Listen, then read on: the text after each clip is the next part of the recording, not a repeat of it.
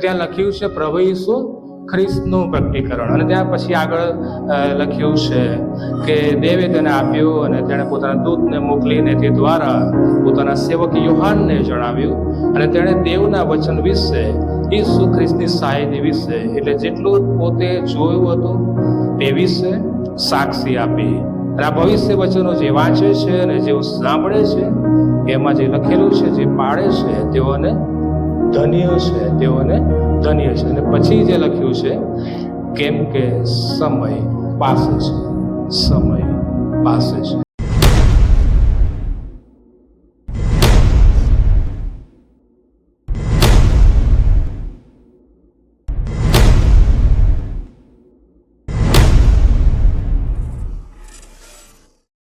પ્રભુ અહીંયા બેઠેલી કે વ્યક્તિની સાથે તમે વાત અને વ્યવહાર કરો. પ્રભુ આજનું વચન અમે મેળવીએ અને પ્રાપ્ત કરીએ, અને જે વચન આજે તમે અમારા માટે રાખી મૂકેલું છે એ વચન પ્રભુ તમે અમને આપો. વચનરૂપી આશીષ પણ પ્રભુ તમે અમને આપો, એવી મારી પ્રાર્થના છે. પ્રાર્થના પ્રભુ ઈસુ ખ્રિસ્તના નામમાં, આમેન. આજથી આપણે 7 મંડળીઓ વિશે પ્રભુના સંદેશ સાંભળવા માંગીએ છીએ. એટલે પ્રથમ જે મંડળી છે, પ્રકટીકરણના પુસ્તકમાં જે 7 મંડળીઓની વાત છે, એમાં પ્રથમ મંડળી એ એફેસસની મંડળી. એટલે આજે આપણે એફેસસની મંડળી વિશે એ સંદેશો અને પ્રભુનું વચન જોવાના છે. પછીના રવિવારોમાં બીજી મંડળી, ત્રીજી મંડળી પ્રમાણે 7 મંડળી વિશે આપણે જોઈશું. જો કે આવતો રવિવાર એ આપણે મેડિકલ સન્ડે તરીકે આપણે ઉજવવાના છે, ત્યારે કંઈક અલગ રીતે પ્રભુનું વચન એ પ્રભુ આપણી સમક્ષતામાં લાવશે. પરંતુ પ્રકટીકરણની વાત આવે છે એટલે આ એક એવું પુસ્તક છે કે વાચક મિત્રોને માટે, આપણે બધાને માટે આકર્ષણ ઊભું કરનાર. વાચકોને માટે પુસ્તકની ભાષા અઘરી લાગે. આ પુસ્તકનો લેખક આપણને બધાને ખબર છે કે પ્રભુ ઈસુ ખ્રિસ્તનો શિષ્ય એ પ્રેરિત યોહાન છે. એનો જે મુખ્ય વિચાર છે, પ્રભુ ઈસુ ખ્રિસ્તમાં તારણની યોજના.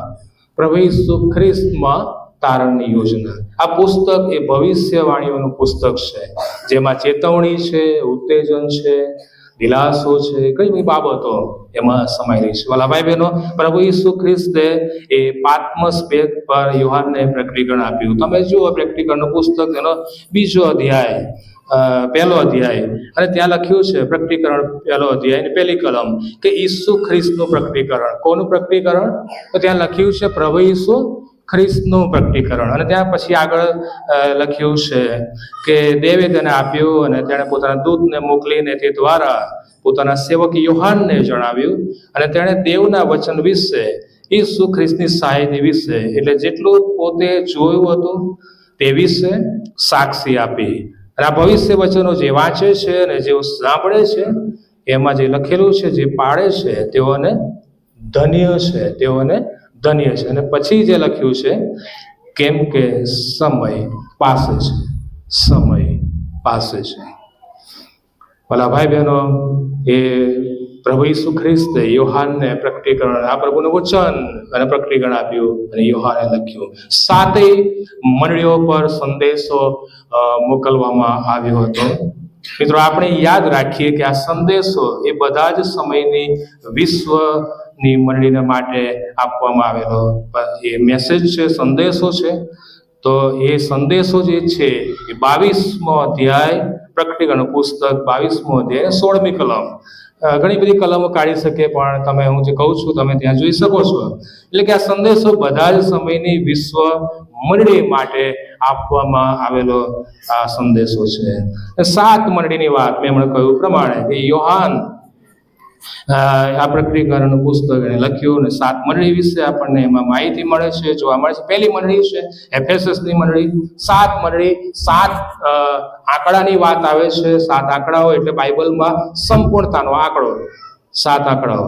યોહાન એ 7 નંબરનો ઘણીવાર ઉપયોગ કરે છે.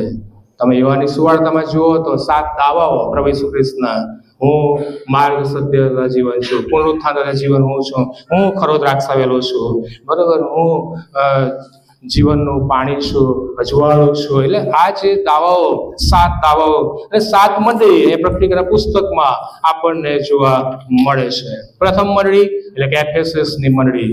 એફેસસ શહેર વિશે થોડી માહિતી આપણને જે મળે છે. અને એફેસસ શહેર એટલે કે વિકાસ પામતું, વૃદ્ધિ પામતું તે સમયનું શહેર હતું. રોમન સામ્રાજ્યનું સૌથી મોટું મનાતું એ શહેર હતું. અને શહેર આર્થિક રીતે સમૃદ્ધ પણ એ શહેર હતું. હવે આ તો શહેરની વાત થઈ, ઘણું બધું કહી શકાય શહેર વિશે. તે સમયે એ સમૃદ્ધિથી ભરપૂર અને વિકાસ પામતું એ એફેસસ શહેર હતું. અને એમાંની આ એફેસસ મંડળી, આ તો શહેરની વાત થઈ, પણ હવે મંડળીનું શું અથવા તો ચર્ચનું શું? આવો એ ચર્ચ સંબંધી આપણે જોઈએ. એફેસસ મંડળી એટલે પાઉલ પ્રેરિતે સ્થાપેલી મંડળી. પાઉલે સુવાર્તા એ પ્રચાર અને શરૂઆત કરી, અને પાઉલે એ પ્રથમ સુવાર્તા ત્યાં આપી એફેસસમાં, અને ત્યાર પછીથી એ આગળ વધે છે અને સુવાર્તાનું કાર્ય બધે ફેલાય છે. અને આ એફેસસની મંડળી ચર્ચ, અને ત્યાં આકુલા અને પ્રિસ્કિલાની વાત મળે છે. અને એ લોકોએ પણ પ્રભુના સેવક એટલે કે પાઉલને મદદરૂપ બન્યા હતા, સપોર્ટ આપ્યો હતો, સેવામાં સહકાર્યકર તરીકે એમનો રોલ રહ્યો હતો અને સેવાઓ આપી હતી, સપોર્ટ આપ્યો હતો. પાઉલે વધુ સમય અહીંયા વિતાવ્યો હતો. એફેસસમાં પાઉલે વધારે સમય અહીંયા વિતાવ્યો. એક સારી મંડળી હતી. આ મંડળી વિશે એવું કહેવામાં આવે છે કે જે પ્રભુના વચનોમાં આપણે જોઈએ છે કે એની નોંધ પણ લેવામાં આવી છે. એક સારી મંડળી, વૃદ્ધિ પામતી મંડળીની વાત આપણને મળે છે. ઈસુ પાસે ચર્ચને માટે સંદેશ છે, ઈસુ પાસે ચર્ચને માટે મેસેજ છે. આ શેરે ચાલોદ મંડળીને માટે પ્રભુ એ પણ સંદેશ અને મેસેજ આપી રહ્યા છે. એફેસસ એ સારી અને વૃદ્ધિ પામતી એ મંડળી હતી. સેવામાં મહેનતુ હતી, દુઃખમાં ધીરજવાન હતી. ધીરજ બહુ જરૂરી છે. વિશ્વાસમાં પરિપક્વતા અને વૃદ્ધિ પામતી મંડળી, એક વિકસિત અને પ્રગતિશીલ મંડળી આપણે જોઈએ છે. આ મંડળી એ વિકસિત અને પ્રગતિશીલ, આગળ વધનાર મંડળી તરીકે આપણે એને ઓળખીએ છીએ. 1 થી 3 કલમ, બીજો અધ્યાય, અને 1 થી 3 કલમોમાં તે મંડળીની સારી બાબતો માટે વખાણ કરે છે. સારી બાબતો વિશે એ 1 થી 3 કલમોમાં નોંધ લેવામાં આવી છે. અને આપણને મળે છે કે ત્યાં લખ્યું છે, તારા કામ હું જાણું છું, તારો શ્રમ હું જાણું છું, તથા તારી ધીરજ હું જાણું છું. હા, તું સંગતોને ઉત્તેજન આપે છે, અભિનંદન. તું મિશનરી કાર્ય કરે છે, તને અભિનંદન પાઠવીએ છે. તું સેવકોને સહાય કરે છે, ખૂબ ખૂબ અભિનંદન. તે મંડળીના આત્મિક વિકાસને માટે સભાઓ અને રિટ્રીટનું આયોજન કર્યું છે. તે ભવિષ્યના આયોજનોને માટે મહેનત કરી છે અને કરે છે, અભિનંદન. તો ધીરજ રાખે છે, તારા નામની ખાતર તે સહન કર્યું છે, ને તું થાકી ગયો નથી. પ્રભુ એફેસસના લોકોની પ્રશંસા કરે છે. પ્રભુ એફેસસના લોકોના વખાણ કરે છે, એમની પ્રશંસા કરે છે. વાહ, તું તો ખૂબ મહેનતુ મંડળી છે. એના સભાસદો અને લોકો, તમે મહેનતુ છો. વાહ, તારું કામ એ તો બહુ અદ્ભુત અને સારું છે. અને એ જ પ્રમાણે પ્રભુ સિંહના જાલોદ મળીને પણ કહે છે કે તારા કામ હું જાણું છું. સિંહને જાલોદ મળીને પણ પ્રભુ કહે છે તારો શ્રમ હું જાણું છું. અને આ મળીને પણ પ્રભુ કહે છે કે તારી ધીરજ વિશે પણ હું જાણું છું. આ તારું સેવા કાર્ય સારું છે, તને અભિનંદન. મળીને પ્રભુ અભિનંદન કહે છે. સેવામાં તું ઉત્તેજન આપે છે, અભિનંદન. અન્ય મીટિંગોનું આયોજન કરવામાં આવે છે અને કરે છે, અભિનંદન. તું સંગતોને ઉત્તેજન આપે છે, અભિનંદન. તે મળીના આત્મિક વિકાસના કાર્યને આગળ ધપાવ્યું છે. તું થાકી ગયો નથી, અભિનંદન. ભલા ભાઈ બહેનો, આજે આપણા સંબંધમાં આ બાબત સાચી છે કે પ્રભુના કાર્યને માટે પોતાનો સમય, એ નાણાંની વાત આવે, તાલંતોનું અર્પણ કરીને પોતાની જાતને સમર્પિત કરે છે. તમે અને આ મંડળીએ એ સમય, નાણાં અને તાલંતોનું સમર્પણ પ્રભુને કરી રહ્યા છે. દરેક કાર્યમાં આનંદ અનુભવ્યો છે, થાકી ગયેલ નથી. વચન કહે છે અને પ્રભુ કહે છે કે તારા કામ હું જાણું છું, હું તમને જાણું છું. મિત્રો, આપણે પોતાને છુપાવી શકતા નથી. આપણે પોતાને પ્રભુથી સંતાડી શકતા નથી. ઈસુ બરોબર આપણને સારી રીતે જાણે છે. જે પ્રમાણે એફેસસ વિશે કહેવામાં આવ્યું, મંડળી વિશે, કે પ્રભુ કહે છે કે હું જાણું છું તારા કામ, તારો શ્રમ, તારી ધીરજ, તારી મહેનત હું જાણું છું. એ જ પ્રમાણે પ્રભુ આપણને જાણે છે, આપણી મંડળી વિશે જાણે છે, આપણા વ્યક્તિગત જીવન વિશે જાણે છે, આપણા કુટુંબ પરિવાર વિશે જાણે છે, આપણી સેવા અને આપણા કાર્યો વિશે જાણે છે. તમામ રીતે, તમામ બાબતોમાં પ્રભુ આપણને સારી રીતે જાણે છે કે આપણું હૃદય એ કેવું છે ને કેવું દેખાય છે. આપણું હૃદય કેવું છે. પ્રભુ આપણા હૃદય તરફ જુએ છે.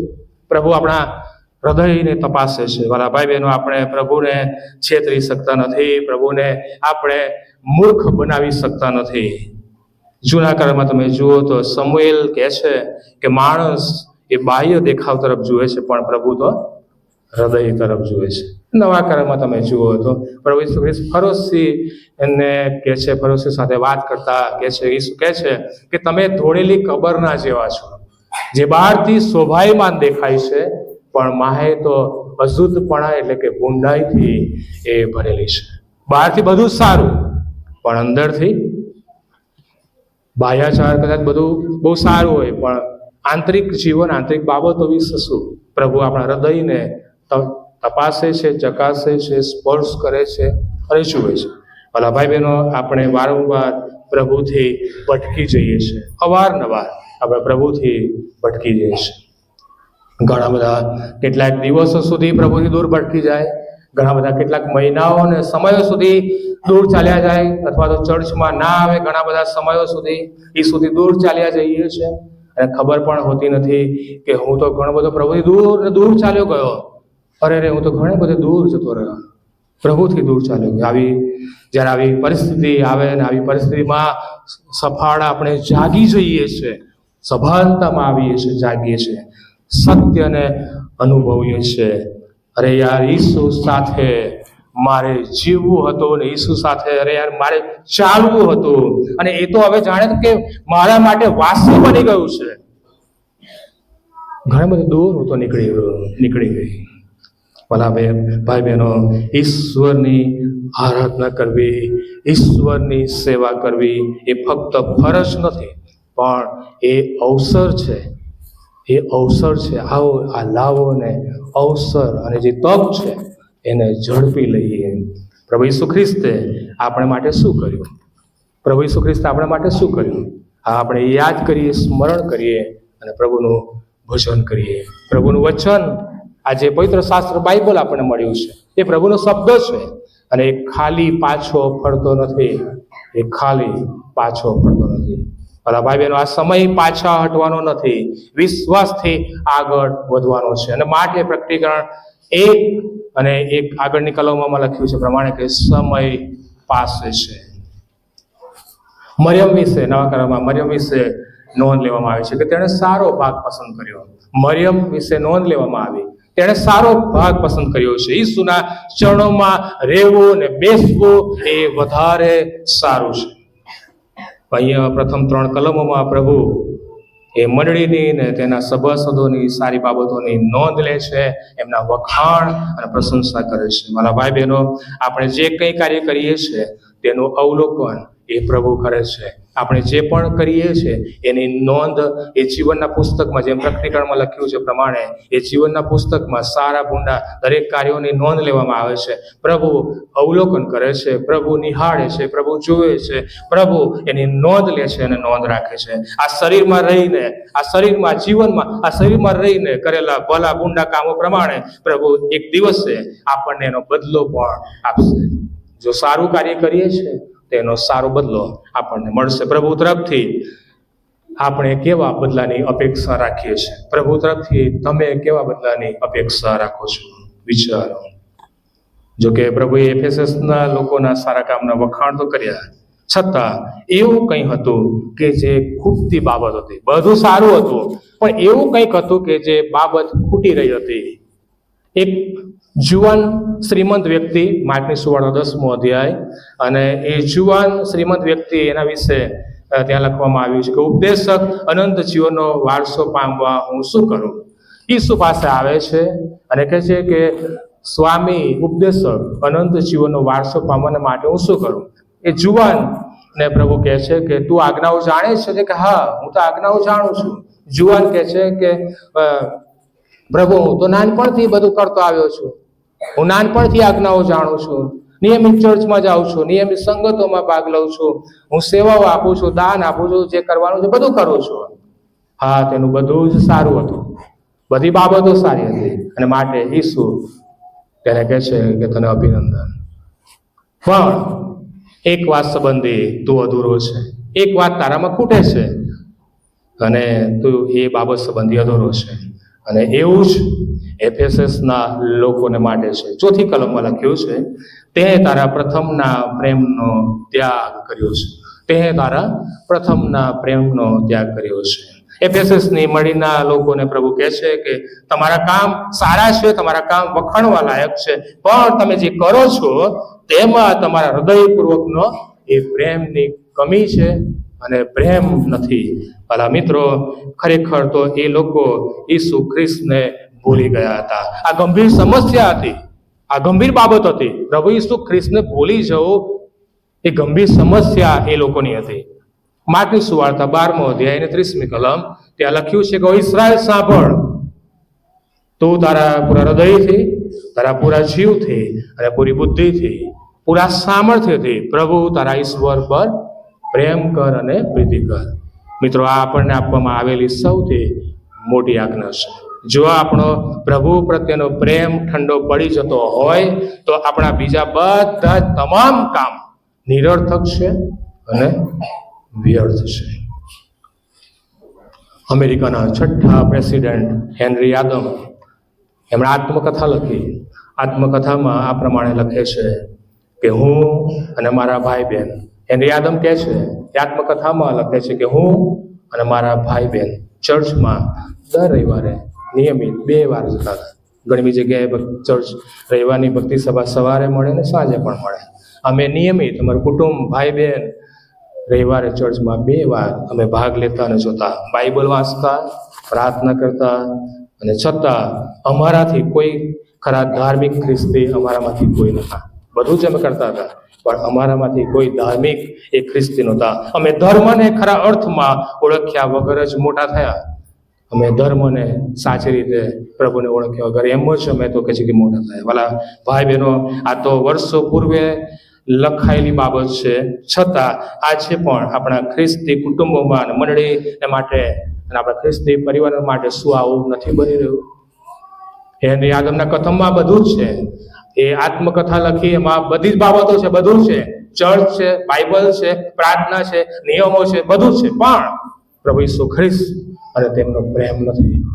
પ્રભુ ઈસુ ખ્રિસ્તે એફેસસના સભાસદોને કહ્યું, 4થી કલમમાં લખ્યું છે પ્રમાણે, કે તે તારા પ્રથમના પ્રેમનો ત્યાગ કર્યો છે. પ્રભુનો સેવક માર્ટિન કહે છે કે તેઓ બધી રીતે સાચા હતા, તેઓ બધી રીતે સારા હતા, પણ તેમના હૃદયો એ ઠંડા પડી ગયા હતા. તેમના હૃદયો પ્રભુથી દૂર હતા, અને માટે પ્રભુ ઈસુ ખ્રિસ્તે ગંભીર ચેતવણી આપી છે. પ્રભુ ઈસુ ખ્રિસ્તે ચેતવણી આપે છે, અને એ બીજા અધ્યાયમાં આપણે જોઈએ છે કે સેવકો, જૂઠા સેવકોની પણ નોંધ લેવામાં આવી છે. પ્રભુ તપાસે છે, પ્રભુ નિહાળે છે, પ્રભુ જુએ છે. એ જૂઠા સેવકોની પાછળ તમે ના જાઓ, એ ચેતવણી આપવામાં આવી છે. અને એ મંડળીના સભાસદોને મળીને પણ પ્રભુ ચેતવણી આપે છે. એમના હૃદયો ઠંડા પડી ગયા હતા. વાલા ભાઈ બહેનો, અહીં ઈસુ કયા પ્રકારના પ્રેમની વાત કરી રહ્યા છે? પ્રભુ ઈસુ ખ્રિસ્ત અહીંયા કયા પ્રકારના પ્રેમની વાત કરે છે? પ્રેમના તો જુદા જુદા પ્રકારો છે, અલગ અલગ પ્રકારના પ્રેમના પ્રકારો છે, પણ આ જે પ્રેમની વાત કરે છે એ તો દૈવીય પ્રેમ છે, જે ઈસુ વાત કરે છે, અને બીજા બધા કરતા સૌથી મોટો પ્રેમ. સ્પર્જન કહે છે કે તમે તમારી ચમક ગુમાવી દીધી છે અને તેમાં ઝાંખાસ આવી ગઈ છે. સ્પર્જન પ્રભુનો સેવક કહે છે કે તમે તમારી ચમક જે છે એને તમે તમારી ચમકને ગુમાવી દીધી છે અને તેમાં ઝાંખાસ આવી ગઈ છે. મિત્રો, આપણે યાદ રાખીએ, આપણે યાદ કરવાની જરૂર છે કે આપણે શું ગુમાવ્યું છે. આપણે એ સ્મરણ કરવાની જરૂર છે, યાદ કરવાની જરૂર છે કે આપણે શું ગુમાવ્યું છે. હા, એ પ્રભુ પરનો પ્રેમ આપણે ગુમાવ્યો છે, એ પ્રભુ સાથેનો એ ગાઢ જે સંબંધ હોવો છે, શું એને આપણે ગુમાવી દીધો છે? જે શબ્દ ત્યાં લખ્યો છે, ત્યાગ કર્યો છે, હકારાત્મક ક્રિયાપદ છે, નકારાત્મક નથી. મિત્રો, શરૂઆતના દિવસોને યાદ કરો, આપણા શરૂઆતના એ સમયોને આપણે યાદ કરીએ. આપણે વહેલા પ્રભુ પર ભરોસો મૂક્યો અને વિશ્વાસ કર્યો અને આપણે નવા જન્મના અનુભવમાં આવ્યા અને પ્રભુ ઈસુ ખ્રિસ્ત માટે જે પ્રેમ ઉભરાતો હતો, પ્રભુ ઈસુ ખ્રિસ્ત માટે જે આપણો પ્રેમ હતો, તેને આપણે કદી પણ ભૂલી ન જોઈએ.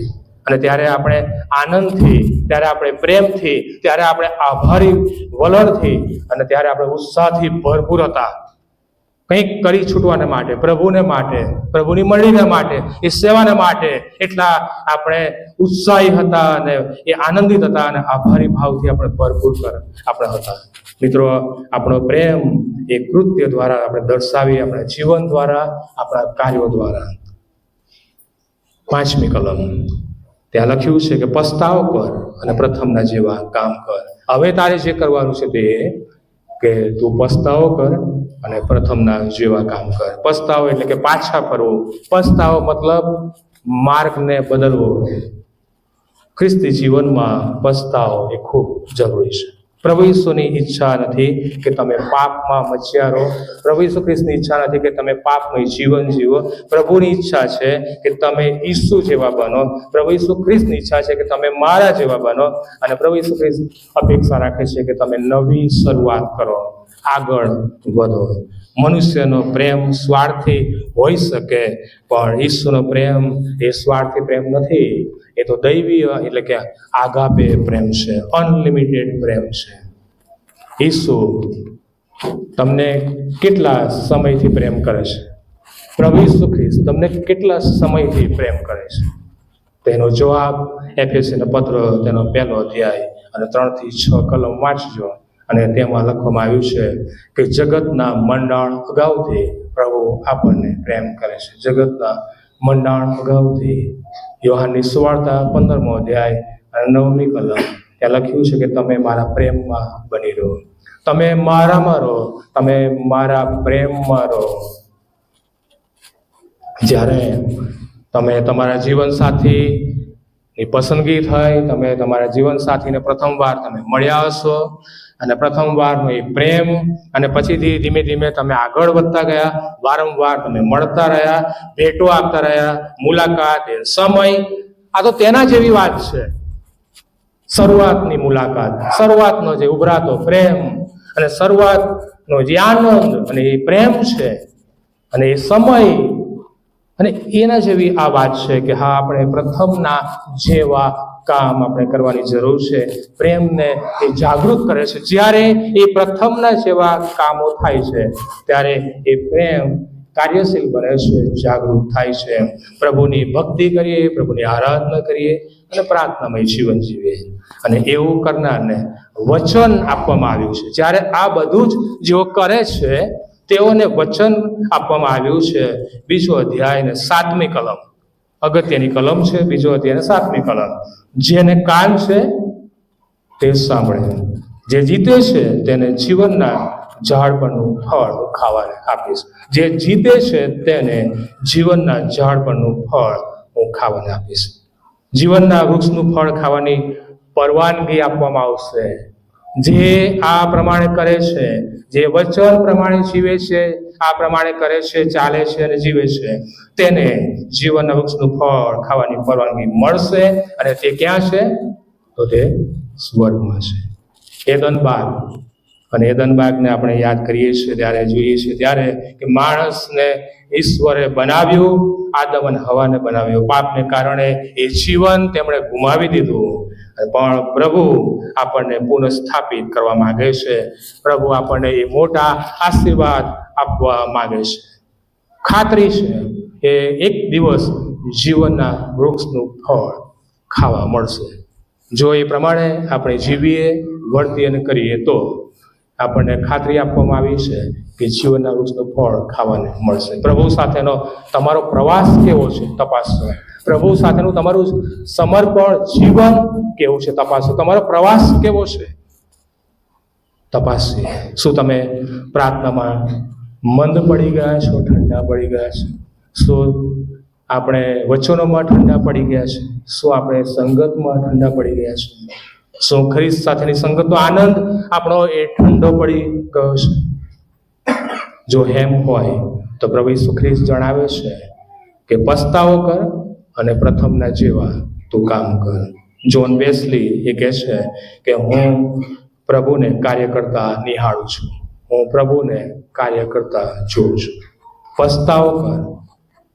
પિત્તરે પસ્તાવો કર્યો, પાછો કર્યો, અને પછીથી એણે જે પ્રબોધ કર્યો અને સેવાઓ આપી, મંડળીઓ સ્થપાઈ. દાઉદે પસ્તાવો કર્યો, એણે ભૂલ કરી, પસ્તાવો કર્યો, પાછો કર્યો. ભલા ભાઈ બહેનો, પ્રભુ ઈસુ આજે સવારે તમને બોલાવી રહ્યા છે, મંડળીને બોલાવી રહ્યા છે. પ્રભુ ઈસુ આજે સવારે એ આમંત્રણ આપે છે. ઈશ્વર આપણને ચાહે છે અને પ્રેમ કરે છે. આજના સંદેશ પર આપણે ખાસ ધ્યાન રાખવાની જરૂર છે. આપણા હૃદયને આપણે તપાસીએ. પ્રથમ મંડળી, એફેસસની મંડળી, બધું સારું હતું, પણ એમનો પ્રેમ ઠંડો પડી ગયો હતો. અને માટે કહે છે કે તું પસ્તાવો કર, પ્રથમના સમયને યાદ કર, પ્રથમના જેવા તું કામ કર. આપણા હૃદયની આત્મ તપાસ કરીએ, આપણા જીવન વિશે વિચારીએ. મંડળી તરીકે જો પ્રેમ ગુમાવીશું તો આત્મિક એ નુકસાન થશે. સંપૂર્ણ હૃદયથી આપણે પ્રભુ ઈસુ ખ્રિસ્તને પ્રેમ કરીએ. અંત સમયમાં પસાર થઈ રહ્યા છે અને પ્રકટીકરણમાં લખ્યું છે કે સમય પાસે છે. તારણના અનુભવમાં આવીએ. આપણા જીવનનું સ્વાર્પણ પ્રભુને નવી રીતે નવેસરથી કરીએ. પ્રભુની ઈચ્છા પ્રમાણે આપણે જીવન જીવીએ. પ્રભુ આપણને પસ્તાવો કરવા, પ્રભુ આપણને પાપથી પાછા ફરવા અને નવા જીવનમાં ચાલવા માટે આહ્વાન આપે છે અને બોલાવે છે. પ્રભુ ઈસુ ખ્રિસ્ત સાથેનો આપણો પ્રેમ સંબંધ કેવો છે વિચારીએ. વાલા ભાઈ બહેનો, સમય પાસે છે, પ્રભુનું આગમન નજીક છે. પ્રભુની કૃપા અને પ્રેમનો અનુભવ ચાખીએ અને કરીએ. પ્રભુને મહિમા આપીએ. પ્રભુ તેમ કરવાના માટે કૃપા આપે. પ્રાર્થનામાં જોડી પ્રાર્થના. પ્રભુ, અમે વચનને માટે તમારો આભાર માનીએ છીએ. પ્રભુ, જે વચનો તમે અમારી સમક્ષતામાં લાવ્યા છો, એફેસસની મંડળી, વૃદ્ધિ પામતી મંડળી, વિકસિત મંડળી, પણ એક બાબતની ખોટ હતી, એ પ્રથમના પ્રેમનો ત્યાગ કરે. અને તમે કહ્યું કે પસ્તાવો કર અને પ્રથમના જેવા કામ કર અને પાછી કર. પ્રભુ, એ સંદેશો આજે સવારે અમે આ મંડળીને અને અમને આપ્યો છે. ત્યારે પ્રભુ એ વચન પ્રમાણે પ્રભુ અમે આગળ વધીએ, નવા બનીએ. પ્રભુ, અમારી આત્મ તપાસ કરીએ, નવી રીતે તારણના અનુભવમાં આવીએ. પ્રભુ, અમારી પ્રાર્થના છે, અમારા હૃદય અને મનને પ્રભુ તમે શુદ્ધ કરો. તમારી સાથેના સંબંધમાં અને પ્રેમમાં વૃદ્ધિ પામવાને માટે કૃપા આપો. પ્રાર્થના પ્રભુ ઈસુ ખ્રિસ્તના નામમાં. આમેન.